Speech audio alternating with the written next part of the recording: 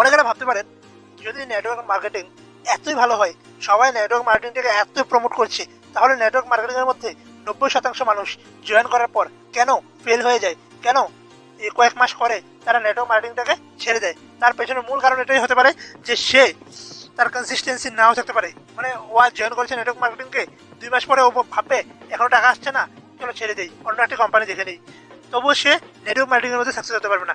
দ্বিতীয়ত কারণ, যদি ও যে টিমের সাথে আছে সে টিমের যদি কাজের সিস্টেমটা, ট্রেনিং সিস্টেমটা না থাকে, তবুও সে পারবে না। বা থাকলেও যদি সেরকম না থাকে যে সবাই গাইড করছে, মানে শুধু তোমার আপলাইন গাইড করবে আর বাকিরা গাইড করবে না, তাও হবে না। ঠিক আছে। তৃতীয়ত কারণ, ও যদি চায় তাড়াতাড়ি টাকা ইনকাম করতে হবে, তবুও সে এই নেটওয়ার্ক মার্কেটিং এর মধ্যে সফল হতে পারবেন না। কারণ নেটওয়ার্ক মার্কেটিং বলে, ঠিক আছে, পরিশ্রম করো, ফলের চিন্তা করো না, ফল যে যা দেবে উপরওয়ালা দেবে। ঠিক আছে, 1 থেকে 2 বছর দেখো, যদি না হয় তারপর বলো। 3 থেকে 4 মাস পর পর কোম্পানি চেঞ্জ করলে হবে না। এরকম আরো ভিডিও দেখতে চ্যানেলটা সাবস্ক্রাইব করে পাশে থাকা বেল আইকনে প্রেস করে দেবেন। ধন্যবাদ।